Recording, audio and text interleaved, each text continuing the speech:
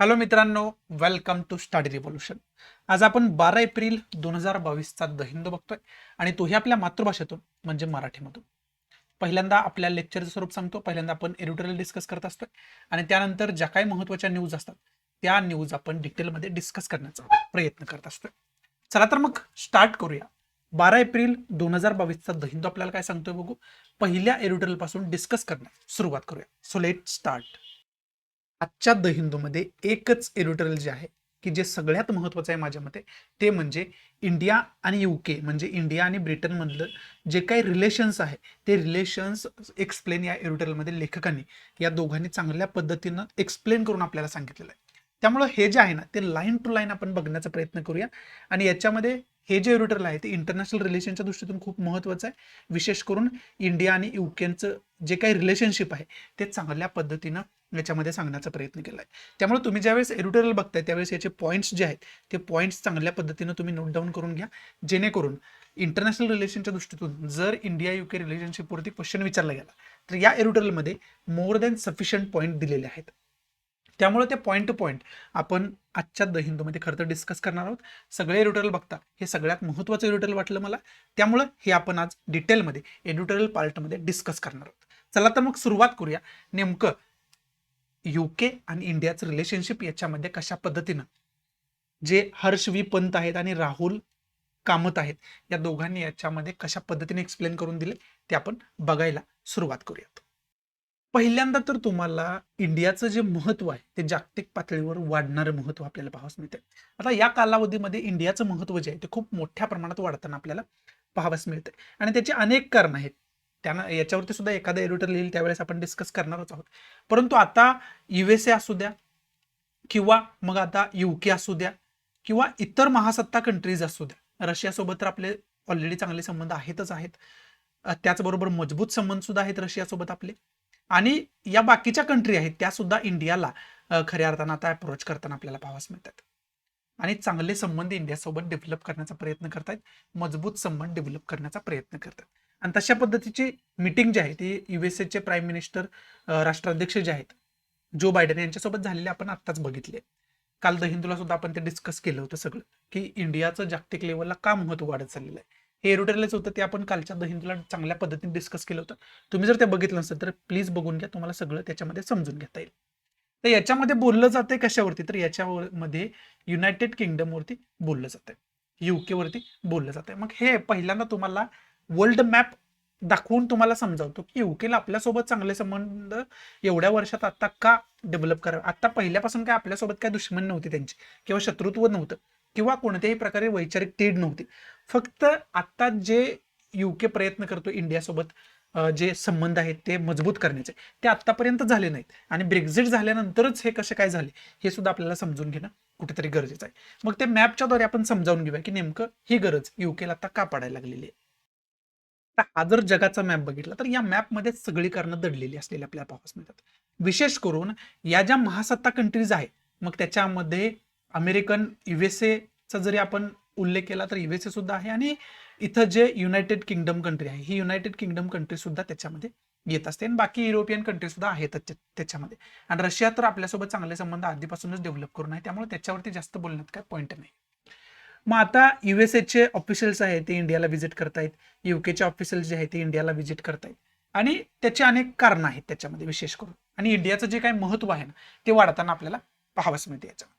याच्यामधलं पहिलं सगळ्यात महत्वाचं कारण म्हणजे इंडो पॅसिफिकचा रिजन, जो हा रिजन आहे जो मी तुम्हाला ड्रॉ करून दाखवलेला आहे तो इंडो पॅसिफिकचा रिजन म्हणून ओळखला जातो. आता विशेष करून याला अगोदर इंडो एशियन म्हणत होते, याच्या अगोदर बोललं जायचं याला.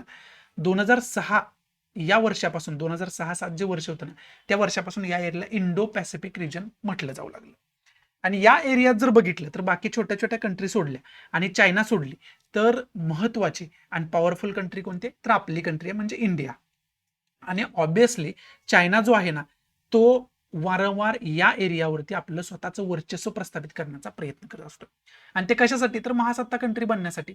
आणि युके असू द्या, युरोपियन बाकीच्या कंट्री असू द्या किंवा युएसए असू द्या, यांना कोणत्याही बेसिसवरती चायनाला महासत्ता कंट्री होऊ द्यायचं नाहीये. आणि चायना जो कृती करतोय त्याला रशिया जो आहे तो कुठंतरी विरोध पण करत नाही आणि उघड उघड सपोर्ट पण करत नाही. म्हणजेच एकंदरीत चायनाचा सोबत असतो रशिया. फक्त इंडियासोबत चांगले संबंध आहेत म्हणून उघड उघड चायनाला रशिया सपोर्ट करत नाही. जर चायनाचं इथं वर्चस्व प्रस्थापित झालं तर या एरियामध्ये रशिया आणि चायना या दोन देशांचं वर्चस्व प्रस्थापित झाल्यासारखं होईल.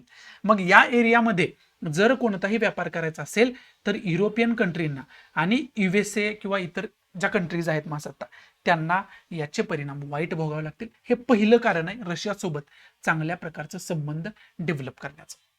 जे काय चांगल्या पद्धतीचं संबंध डेव्हलप करू पाहतायत कोण कोण, USA असेल किंवा त्याच्यामध्ये UK असेल. हे पहिलं एक रिझन झालं. आणि महत्वाचं म्हणजे UK विषयी जर आपण बोलायचं झालं तर UKचं दुसरं रिझन म्हटलं तर ब्रेक्झिट झालेलं आहे. म्हणजेच काय तर युरोपियन युनियनमधून UK जो आहे तो काय झालेला आहे, बाहेर पडलेला आहे. बरोबर आहे. मग आता युरोपियन कंट्री सोबत जो चालणारा व्यापार आहे म्हणजे युरोपियन युनियन म्हणून एक मार्केट अवेलेबल होतं UKला, ते मार्केट कुठंतरी बंद झालेलं आहे किंवा त्याच्यावरती काहीतर निर्बंध आलेले आहेत. कारण का तर युरोपियन युनियनमधून UK बाहेर पडलेलं आहे. म्हणजेच ह्या युरोपियन कंट्रीज ज्या आहेत त्या UKला वारंवार वाळीत टाकण्याचा प्रयत्न करणार, बाजूला टाकण्याचा प्रयत्न करणार, वेगळी वागणूक देण्याचा प्रयत्न करणार. हे UKच्या लक्षात आलेलं आहे. त्यामुळे UKला आता काय करायचं तर UKला मोठं मार्केट पाहिजे. बरोबर आहे. आणि ते मार्केट मिळवण्यासाठी आता UK कुठं लक्ष आहे UKचं, या इंडो पॅसिफिक रिजनवरती UKचं लक्ष आहे. आणि याच्यामध्ये UKचा आणि चायनाचा विचार केला तर यांचे संबंध तेवढ्या पद्धतीचे चांगले नाहीत कारण चायनाला स्वतःला महासत्ता बनायचा आहे. मग राहिलं कोण या एरियामध्ये तर राहिला इंडिया या एरियामध्ये. मग आता UK काय करताय तर इंडियासोबत चांगले संबंध डेव्हलप करते जेणेकरून या एरियामध्ये एक चांगलं मार्केट उपलब्ध करता येईल. त्याचबरोबर समुद्रामधून या एरियामधून जगातला जवळजवळ निम्म्यापेक्षा जास्त व्यापार या एरियामधून चालतो. त्यामुळे या एरियामधल्या ज्या काय महत्वाच्या कंट्रीज आहेत त्यांच्यासोबत जर चांगले संबंध असेल तर यांना हा जो व्यापारी क्षेत्र आहे समुद्री क्षेत्र ते उपलब्ध होत असते. हा जो किनारपट्टीच्या कंट्रीज आहेत त्यांच्यासोबत सुद्धा खरं तर चांगले संबंध डेव्हलप होऊ शकतात, त्यांच्यासोबत सुद्धा चांगला व्यापार करता येऊ शकतो आणि हे क्षेत्र सुद्धा अवेलेबल होऊ शकते. मग त्याच्यामध्ये इंडियासोबतच हे काय चांगले संबंध डेव्हलप करतायत किंवा वेगवेगळे अग्रीमेंट करतायत अशातला भाग नाही. ते ऑस्ट्रेलियासोबत सुद्धा वेगवेगळे अग्रीमेंट्स करतायत आणि त्याच्याच धर्तीवरती आपण काय बघितलं होतं तर आकुसची स्थापना झालेली आपण बघितलं होतं. आकुस म्हणजे कोण कोण आहे, ऑस्ट्रेलिया आहे, UK आहे आणि USA आहे. म्हणजे काय USA इथं आहे, इकडं जो आहे तो ऑस्ट्रेलिया आहे आणि इथं जो आहे तो UK आहे. या तिघांनी मिळून हा आकुस ग्रुप बनवलाय कशासाठी तर याच इंडो पॅसिफिक रिजनवरती वर्चस्व प्रस्थापित करण्यासाठी. समजते त्याला वर्चस्व प्रस्थापित करणंच म्हणू शकतो कारण यांचा अंतिम ध्येय काय आहे तर चायनाला काउंटर करणं. म्हणजेच काय आपलं जे महासत्ता पद आहे ते जाता कामा नये दुसऱ्या कोणत्या कंट्रीकडे. आणि दुसऱ्या कोणत्या राहिल्या कंट्री मग रशिया किंवा चायना. समजते तुम्हाला. आणि कोणत्याही परिस्थितीमध्ये चायना आणि रशिया जे आहे ते सोबतच राहणार आहेत. त्याच्यामध्ये काय दुमत असण्याचं कारण नाही. मग चायनाला हे विरोध करतायत याचा अर्थ ते रशियाला सुद्धा विरोध करतायत आणि ते आपल्याला रशिया युक्रेन संघर्षामध्ये सुद्धा बघायला मिळेल. समजतंय. आणि त्यामुळं राहिला स्टेक होल्डर कोणता तर राहिला स्टेक होल्डर इंडिया. म्हणून इंडियाचं खऱ्या अर्थानं महत्व या एरियातलं आपल्याला वाढलेलं पाहावं मिळतं. आणि या महासत्ता कंट्रींना हा जो एशियन कंट्रीचा पार्ट आहे ना त्याच्यामध्ये इंडोनेशिया, कंबोडिया, बाकीच्या ज्या कंट्री आहेत लाओस वगैरे त्या कंट्री सोबत चांगले संबंध डेव्हलप केले तर इथला जो स्वस्तात कामगार उपलब्ध त्यांना होणार आहे मोठ्या प्रमाणात. आता इंडो पॅसिफिक रिजनचा जर उल्लेख केला तर जगातली 58% युथ जी आहे ती युथ या एरियामध्ये राहते, या देशांमध्ये राहते. त्यामुळे ही जी युथ आहे ती त्यांना कामासाठी उपलब्ध होणार आहे आणि कमी खर्चामध्ये उपलब्ध होणार आहे. कारण यांच्या करन्सी सोबत जर आपलं कंपॅरिझन करून बघितलं तर ते खूप कमी आपल्या करन्सीला व्हॅल्यू आहे हे सगळ्यांनाच माहिती आहे. त्यामुळे त्यांना खरं तर लो पगारामध्ये कामगार उपलब्ध होणार आहेत आणि खूप मोठ्या प्रमाणात मोठं मार्केट उपलब्ध होणार आहे. कारण सगळ्यात जगामधले निम्म्यापेक्षा जास्त लोकसंख्या जी आहे ती याच एरियामध्ये राहते. त्यामुळं मोठं मार्केट त्यांच्या वस्तूंना उपलब्ध होणार आहे, एक मोठी बाजारपेठ उपलब्ध होणार आहे. ते सुद्धा आपल्याला विसरता कामा नये. परंतु बाजारपेठ ही कधी उपलब्ध होणार आहे जर या कंट्रींसोबत चांगले संबंध डेव्हलप केले तर. या कंट्रीसोबत महत्वाच्या कंट्री या एरियामध्ये कोणत्या आहेत, इंडिया आणि ऑस्ट्रेलिया आहे. मग या कंट्रींसोबत चांगले संबंध यांना डेव्हलप करावेच लागतील आणि तेच प्रयत्न हे वारंवार या अशा वेगवेगळ्या अग्रीमेंटद्वारे करताना आपल्याला पाहावयास मिळतात. त्यामुळं इंडियाची व्हॅल्यू वाढते हे आपण या ठिकाणी म्हणतोय. परंतु ती व्हॅल्यू कशामुळे वाढते तर त्याचं एकमेव कारण हे आहे की यांना स्वतःचं वर्चस्व टिकवून ठेवायचं आहे. USA असू द्या किंवा UK असू द्या, त्यांना कोणत्याही प्रकारचं रशियाचं किंवा चायनाचं वर्चस्व या एरियामध्ये नको आहे. त्यामुळं हे प्रयत्न सुरू आहेत आणि ते इंडियाच्या खांद्यावर बंदूक ठेवून गोळी मारण्याचा प्रयत्न करतात असं आपण या ठिकाणी म्हणू शकतो. त्यामुळे हे सगळं जे आहे ते आपल्याला चांगल्या पद्धतीने समजून घेण्यासाठी मॅपच्या द्वारे मला वाटलं की तुम्हाला ते समजून सांगायला पाहिजे, तरच तुम्हाला ते खऱ्या अर्थानं चांगल्या पद्धतीनं समजून घेता येऊ शकते, समजते. आणि सगळ्यात महत्वाचा पार्ट काय, तर सगळ्यात महत्वाचा पार्ट आहे की समुद्रामार्गे चालणारा व्यापार, जो की मी तुम्हाला ऑलरेडी सांगितलेला आहे. मग हे समुद्रामार्गे चालणारा व्यापार जो आहे तो किनारपट्टीवरचे जे देश आहेत त्या किनारपट्टीवरच्या देशांसोबत चांगले संबंध असल्याशिवाय त्या व्यापारामध्ये कोणताही देश प्रगती करू शकत नाही. जर चांगले संबंध नसतील तर तो देश काय करणार, तर अडथळा निर्माण करण्याचा प्रयत्न करणार, जे की ऑब्वियस आहे, प्रत्येक कंट्री करत असते स्वतःच्या हितासाठी. आणि इंडो पॅसिफिकचा रिजन बघितला तर हा खूप मोठा किनारपट्टीचा भाग आहे असं आपण या ठिकाणी म्हणू शकतो. त्यामुळे त्या दृष्टीतून याचं एक वेगळं महत्व आहे असं आपण या ठिकाणी खरं तर म्हणू शकतो. त्यामुळं हे आपल्याला सगळं जगामध्ये नेमकं काय चाललंय ते आपल्याला समजून घेणं अत्यंत गरजेचं आहेच. म्हणजे शेवटी कन्क्लुजन मध्ये जर बोलायचं झालं तर जगामध्ये दोन ग्रुपमध्ये संघर्ष आहे. एकीकडे आहे रशिया चायना आणि बाकीच्या छोट्या मोठ्या कंट्री, आणि दुसरीकडे युरोपियन युनियन आणि USA आहे आणि त्या बाकीच्या छोट्या मोठ्या कंट्री असं आपण या ठिकाणी म्हणू शकतो. आणि या दोघांच्या वादामध्ये खरं तर मध्ये कुणाच्या तर खांद्यावरती बंदूक ठेवून गोळी मारण्याचा प्रयत्न केला जातो एकमेकांना, हे आपण खरं तर म्हणू शकतोय. त्या दृष्टीतून इंडियाचं महत्व वाढले असं आपण एका वाक्यामध्ये म्हणू शकतोय. बाकी याच्यामध्ये इम्पॉर्टंट असं काही नाही. आता रुटलमध्ये इंडिया आणि UK विषयी बोलले गेले, त्या रिलेशन विषयी काय काय सांगितले आपण लाईन टू लाईन बघण्याचा प्रयत्न करूयात. पहिल्याच पॅरेग्राफमध्ये आपल्याला रशिया युक्रेन जो काही संघर्ष आहे ना, तो संघर्ष सुरू झाल्यानंतर खऱ्या अर्थाने इंडियाचं एक वेगळं महत्व वाढताना आपल्याला पाहावंच मिळते असं याच्यामध्ये सांगितलेलं आहे. आणि त्याच्यामध्ये 31 मार्चला UKच्या ज्या काही फॉरेन सेक्रेटरी होत्या एलिझाबेथ ट्रूस यांनी भेट दिलेली इंडियाला आपल्याला पाहावंच मिळेल. आणि त्याच्यामध्ये इंडिया UK मध्ये स्ट्रॅटेजिक फ्युचर फोरमसाठी डिस्कशन झालं. ट्रॅक 1.5 डायलॉग त्याच्यामध्ये म्हणजे तो डायलॉग झालेला आपल्याला पाहावंच मिळाला. ट्रॅक 1.5 डायलॉग म्हणजे याचे ट्रॅक असतात 1, 2, 3 असे 6 ट्रॅक आहेत वेगवेगळे. ते ट्रॅक सुद्धा आपल्याला माहिती असणं गरजेचं. त्याच्यातले जे पहिले 3 ट्रॅक आहेत ते तर आपल्याला माहिती असणं गरजेचं आहे. मग ते ट्रॅक तुम्हाला पहिला जर ट्रॅक म्हटलं तर ते गव्हर्नमेंट टू गव्हर्नमेंट म्हणजे गव्हर्नमेंटची जी काही ऑफिशियल मीटिंग असते त्याला आपण ट्रॅक 1 डायलॉग म्हणतो. आणि ट्रॅक 1.5 डायलॉग जो असतो ना, तो ट्रॅक 1.5 डायलॉग जो असतो तो अनऑफिशियल असतो. त्याच्यामध्ये कोणत्याही प्रकारचं डिस्कशन होऊ शकतं. ते मग चर्चा जी आहे ती ऑफिशियल किंवा अनऑफिशियल दोन्ही प्रकारची असू शकते. त्याला आपण 1.5 ट्रॅक डायलॉग असं संबोधत असतो. तेच तशा पद्धतीचं 1.5 ट्रॅक डायलॉग जो आहे, ट्रॅक 1.5 डायलॉग ते इंडिया UK मध्ये झालेलं आपल्याला पाहावयास मिळालं होतं. आता दोन्ही कंट्रीमध्ये चर्चा काय झाली म्हटलं तर मॉस्कोवरून म्हणजेच काय रशियावरून तर चर्चा झालीच, ऑब्वियस आहे की रशिया जो कृती करतोय वगैरे वगैरे त्याच्यावरून झाली. परंतु इंडो पॅसिफिक रिजन जो आता मी तुम्हाला दाखवला त्याच्याविषयी चर्चा झाली. तिथं कशा पद्धतीनं कॉपरेशन आपण करू शकतो त्याच्यावरती झाली. जॉब क्रिएशन म्हणजे चर्चा म्हणण्यापेक्षा हे दोन कंट्री एकत्र कोणत्या कारणामुळे येतात, पहिलं तर इंडो पॅसिफिक रिजन आणि त्याचं काय महत्व आहे हे मॅपच्याद्वारे तुम्हाला सांगितलेलंच आहे. दुसरं जॉब क्रिएशन करण्याचा प्रयत्न करतील. तिसरं म्हणजे सिक्युरिटी.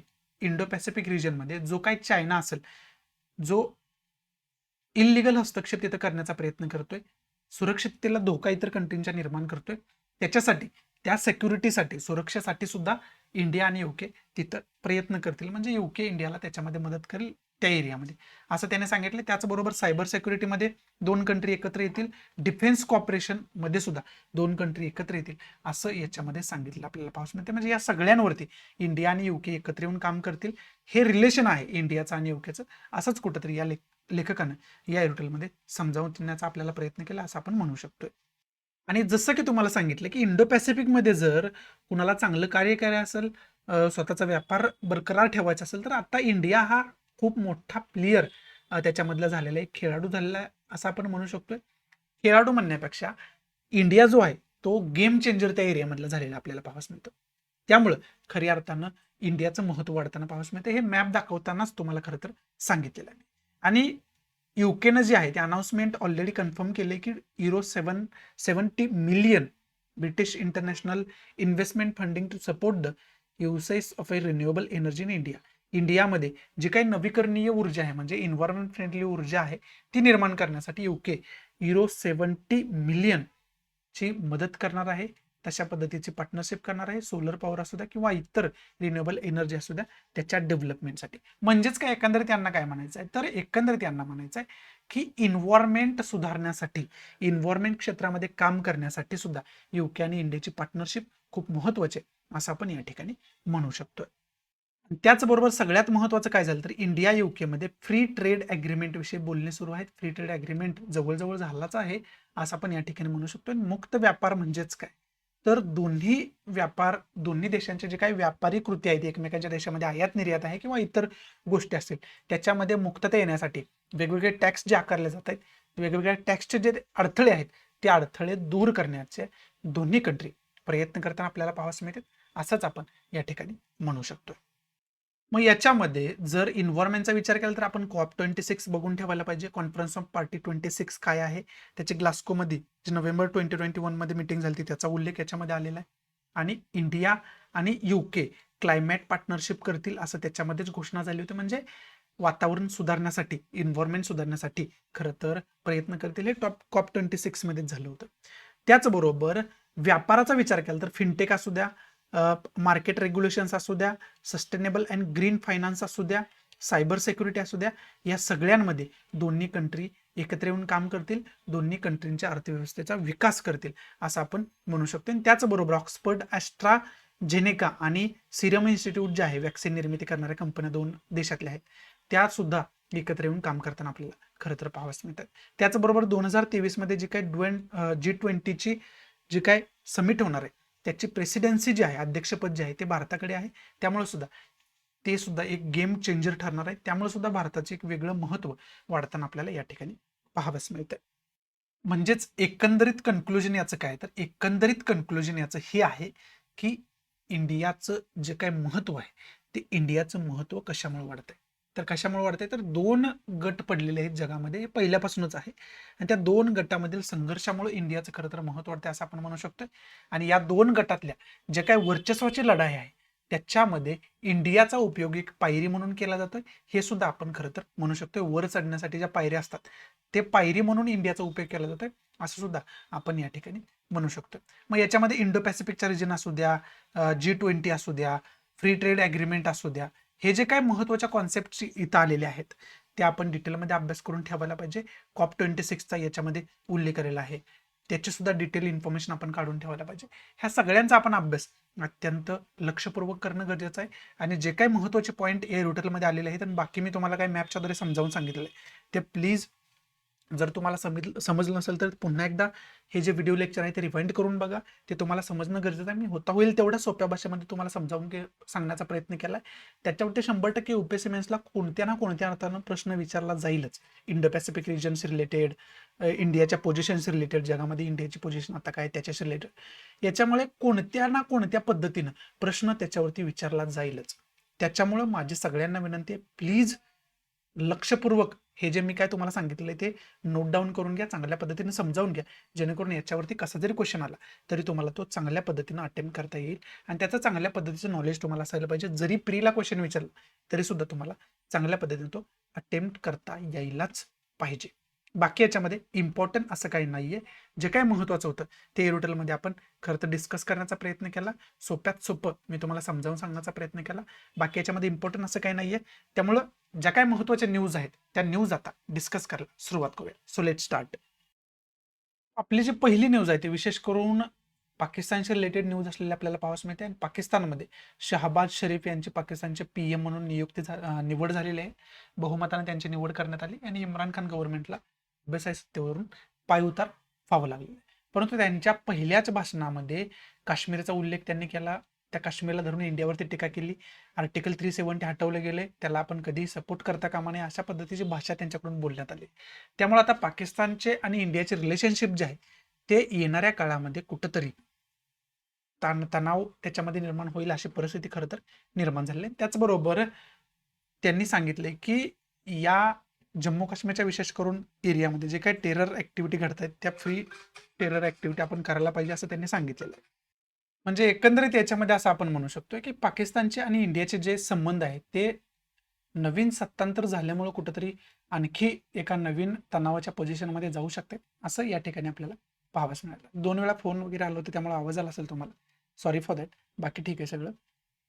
मग आता याच्यामध्ये आपल्याला काय करायचं तर 370चा उल्लेख आला, आर्टिकल 370 जे आहे ते आर्टिकल 370चा आपण डिटेलमध्ये अभ्यास करून ठेवायचा आहे. त्याचबरोबर 35A सुद्धा आर्टिकल आहे, याच्याबरोबर साठवण्यात आलं आहे. त्यामुळे या 2 आर्टिकलचा आपण डिटेलमध्ये अभ्यास करून ठेवणं अत्यंत गरजेचं आहे. आणि जम्मू काश्मीरचा इतिहास जो आहे तो जम्मू काश्मीरचा इतिहास आपल्याला माहिती असणं अत्यंत गरजेचं आहे, कारण जम्मू काश्मीरचा एरिया जो आहे तो मला वाटतं येणाऱ्या काळामध्ये जास्त आणखी चर्चेचा विषय बनेल. त्याच्यामुळे त्याची डिटेल इन्फॉर्मेशन आपण काढून ठेवायला पाहिजे. आणि इंटरनॅशनल रिलेशनच्या दृष्टीतून पाकिस्तान ही आपली नेबर कंट्री आहे, शेजारील देश आहे, आणि तो आपल्या सिलेबसचा पार्ट आहे की नेबरहुड कंट्रीसोबत रिलेशन आपलं कसं आहे याचा अभ्यास आपल्याला करायचा आहे. This is a syllabus part of syllabus. त्यामुळं त्याचा आपण डिटेलमध्ये अभ्यास करून ठेवायला पाहिजे. बाकी याच्यामध्ये इम्पॉर्टंट असं काही नाही आहे. पुढची न्यूज आहे जसं की USA प्रेसिडेंट जो बायडन आणि इंडियन प्रेसिडेंट मोदी यांची व्हर्च्युअल खरं तर मीटिंग झालेली आपल्याला पाहावयास मिळेल खऱ्या अर्थानं. आणि त्याचबरोबर त्याच्यामध्ये 2+2 डायलॉग सुद्धा झाला. म्हणजेच काय तर डिफेन्स मिनिस्टर आणि एक्सटर्नल अफेअर मिनिस्टर हे दोन्ही कंट्रींचे भेटत असतात, ते सुद्धा भेटलेले आपल्याला पाहावयास मिळाले. त्याच्यामध्ये विशेष करून युक्रेनचा आणि रशियाचा मुद्दा खरं तर चर्चा केली गेली त्याच्यावरती. आणि रशिया जो युक्रेनवरती अटॅक करतोय त्याच्यामध्ये जर युक्रेनचे सिव्हिलियन म्हणजे सामान्य नागरिक मारले जात असतील तर त्याचा इंडिया कधीच सपोर्ट करणार नाही. त्याची चौकशी व्हायला पाहिजे निष्पक्ष पद्धतीने, हे इंडियानं पोझिशन मांडलेले आपल्याला पाहावयास मिळालं. त्याचबरोबर USA जे काही ऑफिशियल्स असतील किंवा UKचे जे काही ऑफिशियल्स असतील त्यांनी ज्यावेळेस रशियानं आपल्याला कमी किमतीमध्ये ऑइल ऑफर केलं होतं त्यावेळेस ते ऑइल आपण ते जे काय ऑफर आहे ते ऍक्सेप्ट करू नये याच्यासाठी आपल्याला इनडिरेक्टली धमकावण्यात यांच्याकडून जवळ आलं होतं.